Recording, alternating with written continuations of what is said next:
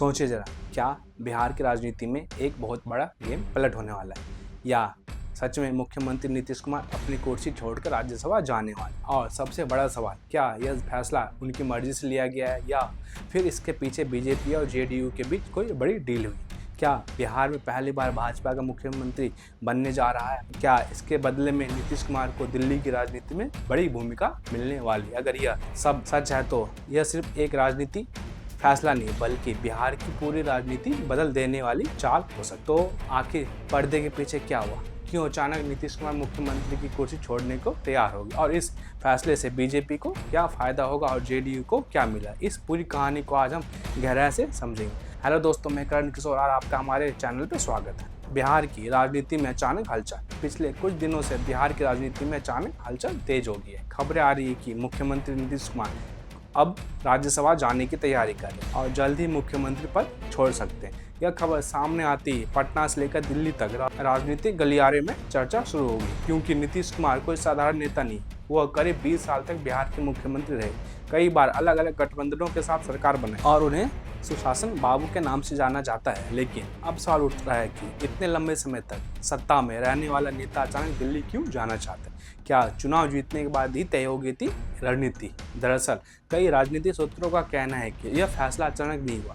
2025 के बिहार विधानसभा चुनाव में एनडीए ने बड़ी जीत हासिल की थी और 243 में से 202 सीटें जीती थी। इस जीत के बाद नीतीश कुमार ने 10वीं बार मुख्यमंत्री पद की शपथ ली। लेकिन अंदर खाने यह चर्चा शुरू हो गई की थी यह उनका आखिरी कार्यालय हो सकता है। कुछ राजनीतिक नेताओं का दावा है कि चुनाव के समय ही बीजेपी और जेडीयू के बीच एक समझौता हुआ था, जिसमें कहा गया था कि चुनाव चेहरे पर लड़ा जाएगा, जीत के बाद कुछ समय तक मुख्यमंत्री रहेंगे, फिर सही समय आने पर पद छोड़ देंगे। और यही समय आ गया।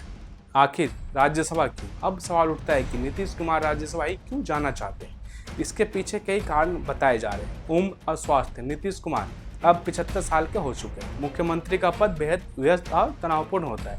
ऐसे में कहा जा रहा है कि अब कम सक्रिय लेकिन प्रभावशाली भूमिका चाहते हैं। राज्यसभा में रह वो राष्ट्रीय राजनीति में योगदान दे सकते हैं। दिल्ली की राजनीति में एंट्री। कुछ राजनीतिक विश्लेषकों का मानना है कि नीतीश कुमार अब राष्ट्रीय स्तर की राजनीति में भूमिका निभाना चाहते हैं। राज्यसभा जाने के बाद उन्हें केंद्र में मंत्री पद या फिर एनडीए में बड़ी जिम्मेदारी मिल सकती है। बीजेपी को बिहार में मौका। सबसे बड़ा राजनीतिक कारण यही बताया जा रहा है कि अगर नीतीश कुमार मुख्यमंत्री पद छोड़ते हैं तो बिहार में पहली बार बीजेपी का मुख्यमंत्री बन सकता है। अब तक बिहार में बीजेपी हमेशा जूनियर पार्टनर रही, लेकिन अब हालत बदल चुके हैं। आखिर बीजेपी क्यों चाहती है अपना मुख्यमंत्री? 2025 के चुनाव में बीजेपी बिहार की सबसे बड़ी पार्टी बनकर उभरी, यानी सीटें ज्यादा बीजेपी की, सरकार एनडीए की, लेकिन मुख्यमंत्री जेडीयू का। ऐसे में बीजेपी के अंदर काफी समय से यह मांग थी कि अब मुख्यमंत्री भी बीजेपी का होना चाहिए। अगर नीतीश कुमार खुद पद छोड़ते हैं तो यह काम बहुत आसानी से हो जाएगा। अब बात आती है कि अगर नीतीश कुमार मुख्यमंत्री पद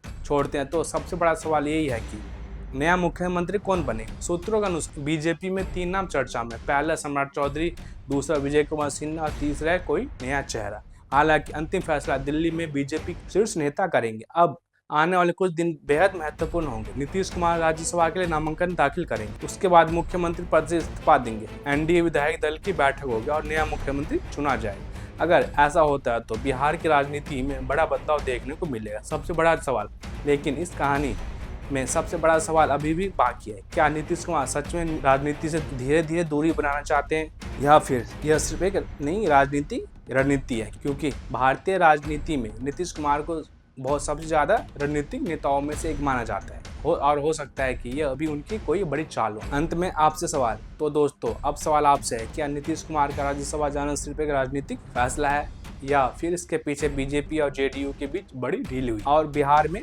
क्या अब पहली बार भाजपा का मुख्यमंत्री बनने वाला है? आप अपनी राय जरूर बताइए। धन्यवाद।